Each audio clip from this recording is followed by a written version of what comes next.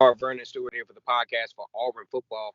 Go ahead and like this video, comment, and subscribe to the channel. And as always, it's great to be an Auburn Tiger, War Eagle. We got Kyle Sutherland from the Tex Hogs podcast, which mostly talks about Arkansas football. And as you all know, Auburn has recently brought on Chad Morris, former head coach for the Arkansas Razorbacks, as offensive coordinator. And we got Kyle Sutherland on the line to help us navigate through this thing as to what Auburn is actually getting out of a offensive coordinator from as far as Chad Morris goes. So, Kyle, tell us a little something about your podcast and how we can look you up if we're trying to figure out the whole Arkansas football thing. Yeah, so you can find me anywhere that you listen to podcasts, whether it be Apple, Spotify, iHeartRadio. I'm on pretty much every platform but SoundCloud. So Okay. you can find us. We do weekly podcasts on there. Sometimes if there's breaking news, like what's been going on with our coaching search and stuff, we'll do 2 a week. But we drop those every week, typically on Tuesday mornings, and also do some articles here and there. But very active on Twitter as well. So you can find us at TexHogs there. Man, that is absolutely amazing. I appreciate that information. And, when we talk about Chad Morris, you've talked, in numerous occasions about Chad Morris. You spoke very optimistically about how he could possibly be the answer to Arkansas football. But as the result started to accumulate, those thoughts started to change. What was the debacle with Chad Morris at Arkansas? I think really when it started was when he got there on the first day. You saw whenever he was fired that a bunch of players, current and former, that might have played for him when they had their first year or his first year when they were seniors. And but most of them didn't really come out and say like, oh, he's a bad coach or he's a bad person, but they definitely hinted at that they just didn't have the greatest time playing for him. And I just feel that whenever he came in, he kind of set the tone, basically saying, well, if you guys were any good, essentially, then I wouldn't be here. And it really just divided the team. And then there was also some stuff with the 2019 class, which I know that we talked about a little bit whenever I was on with you in October. That was the greatest class in Arkansas history. Of course, that was a really great feat, seeing as they were coming off a 2-10 season, just like they did this year. But I think really at the end of the day that this was just a very divided locker room. You had some of the new guys that were all about Chad because he was showing a lot more focus towards them and more favoritism. And it was just a divided team. And I don't think that the talent was as bad as the record was. But when you field a team that's coming out and not even really wanting to be there and just or not even wanting to compete, I don't even necessarily put that fully on the kids. I just think that the leadership was just not there. And I do think that Auburn is a good place for him to revive his career as an offensive coordinator. When I think about everything that you just said, when you talk about a brand new head coach, you talk about a different brand of leadership.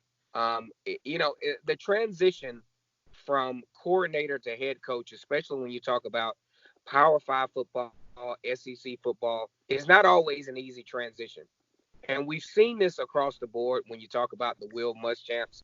And even Kirby Smart is still struggling with this, even in Georgia, as although he's had some good results winning wise. But let's just face it, Georgia's a great place to recruit. You're going to get some good players. You're going to win some football games. But then, the leaders, the brand of leadership glares its ugly head in the SEC championship against LSU. And it's not always one thing that I thought about, even professionally, when my upline says things like, what got you here won't keep you here. And I think that's always something that you got to look at as you talk about an offensive coordinator going from, or any kind of coordinator, going from a coordinator to having to be a CEO of what is an ever-changing scope in Power Five football. Now, let me ask you this. You've watched Chad Morris over the past few years. What makes you really think that, given Gus Malzahn's track record, as far as not really giving the offensive coordinators autonomy to control their offense, why do you think that Chad Morris would be any different than Kenny Dillingham or Chip Lindsey or Rhett Lashley in this particular case? Well, I think that Chad being able to focus on what he's good at, being quarterbacks, he has a pretty good track record, excluding obviously everything I'm talking about. I'm excluding Arkansas, but when Right. he was at SMU, he did good things with Ben Hicks, even though Ben Hicks didn't do very good stuff for the Razorbacks this year. And then of course you heard how heralded he was at Clemson, and I think that's what we as Arkansas fans really bought into. We just kept talking about, well, he recruited and helped Deshaun Watson early in his career, and the offense that Clemson is now running, that's what they started when he was there, when they really began to come up with Sammy Watkins, Taj Boyd, all those guys. And so I think I'm not even necessarily so sure that he'll call the plays, but I think him being able to focus on one particular unit that he has been fairly good at throughout his career, whether that be in high school or college, is really going to benefit him. And I don't know how many people actually know this, but this is something I found out about maybe 5-6 months ago when he was at Stephenville High School in Central Texas as a high school coach still. He went up to Springdale, Arkansas, and where Gus was the head coach, and he had written the book about the hurry up no huddle offense. And Chad was actually about to get fired from Stephenville. I mean, he wasn't doing very well. They were putting for sale signs in his yard. He goes up a couple of different times, and he gets some tips from Gus Malzahn, and then he turned into at one point the greatest high school coach in Texas when he was at Lake Travis with guys like Garrett Gilbert winning back-to-back state championships. So he wouldn't really be at this point if it wasn't for Gus Malzahn. So I don't judge Chad just off this job. I think he's done a good job everywhere he's been but Arkansas. And so I don't think that he's necessarily a failure. This job at Arkansas was just a failure for him, and now he's got a chance to revive himself. Now, let me ask you this. We talk about the relationship between Gus Malzahn and Chad Morris. They're documented friends. They're obviously documented colleagues in not only the high school sector of football, but now Power Five football. How do you think the relationship, friendship wise, and from a mutually respectful professional standpoint, how do you think that would translate into a very amicable relationship between Gus Malzahn and Chad Morris at this level, especially with Auburn having somewhat of not necessarily as successful as they have been in past times offensively? How do you think that dynamic will be different at Auburn and possibly provide a very positive situation at Auburn between Chad Morris and Gus Malzahn? Well, with Chad learning a lot from Gus, of course, they're going to have a lot of the same similar ideas. So I think this is definitely going to be a very challenging time. I mean, I'm sure that with them being on the same staff, there's going to be some headbutting occasionally. But I do think that Chad learned a lot from his time at Arkansas, whether that be behind closed doors from a locker room standpoint or just X's and O's on the grass. I feel that they'll probably put their heads together along with the other offensive staff, and they'll get some things done. I mean, Bo Nix is a talented player. I know he had some on and off times this year, but I mean, shoot, he's a true freshman quarterback that regardless of how the game went, he went in and they beat Alabama, and so that right there is enough in itself to really give him a lot of confidence. But I mean, you've got him coming back, and Auburn's obviously always loaded with talent, and which is Chad had talent at Arkansas, for at least young talent in terms of true freshmen, but not to the extent that you have on the Plains. And so I think that there's probably going to be a lot of things that they share similarly, just as they always have. But I do see it being probably a pretty good deal for them because, again, Chad's not a chump offensive mind. He's definitely got some good ideas, and that's why he's where he is today. But I surely think that there's going to be some challenging times for him, again, with them having a lot of the same ideas. But I do see it probably being a good fit, at least down the road. And most people, especially if you look at social media, they see this. One of the names that popped up, once Kenny Dillingham took the job down at Florida State, Chad Morris was one of the main names that popped up. They gave this, list of other possible candidates, but most people knew that Chad Morris will probably take on the job.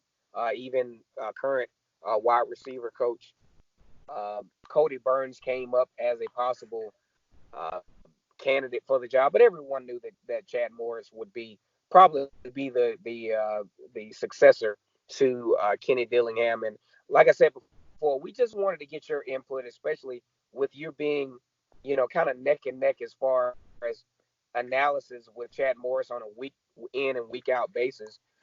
We thought that you could give some pretty good insight as to what Auburn could be getting.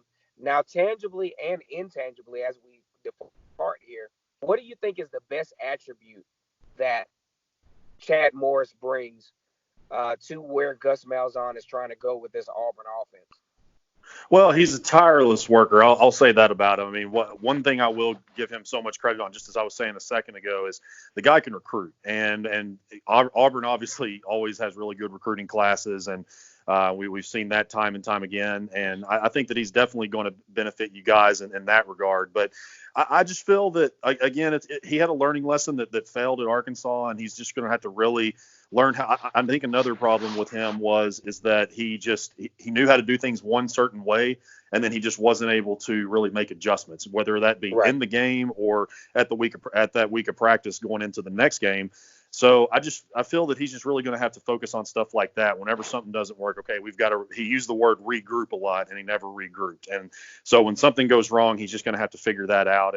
And so I think that he'll get back on his feet. He's got a bright future, and I think that maybe again at some point he could possibly be a head coach. I mean, we've seen plenty of guys, and you can attest to this. Ellis Johnson had pretty solid success at Auburn, and just been a pretty solid defensive coordinator overall in his career, but fell right in his face once he became a head coach. I think he's got like a 17-40 record as a head coach, pretty similar to Chad Morris's. And so some people aren't cut to be a head coach, but I don't think that the door is completely shut on Chad right now. I know some Arkansas fans would cringe to hear me say that, but again, sometimes you do really well, you take something and it's a little over your head, just like the Arkansas job was for him, and it just didn't work out. But I think that he'll eventually get it going again as an OC, and again he's in a great spot with Gus Malzahn, a guy that he's been friends with and has been a mentor to him for so long. Man, it's always great when you can be in a situation where not only are you friends, mutually respectful in a situation, it also helps to enhance performance. And Kyle, I definitely appreciate you giving your insight on this hire because a lot of the Auburn fans are really trying to figure out, hey, what is Auburn getting out of the new the new offensive coordinator in Chad Morris, and you gave a lot of good insight as to what Auburn fans can expect. Always glad to have you on Burn and Speak Sports Auburn. Hey guys, this was Kyle Sutherland of the Tex Hogs podcast. Please look him up. He's given us some great insight on Chad Morris. We're going to end this thing here. Go ahead and like this video, comment, and subscribe to Burn and Speak Sports Auburn. And as always, it's great to be an Auburn Tiger, War Eagle, and best of luck to Arkansas moving forward. Appreciate you, man. All right, thanks, Vernon. Take care. Yes, sir.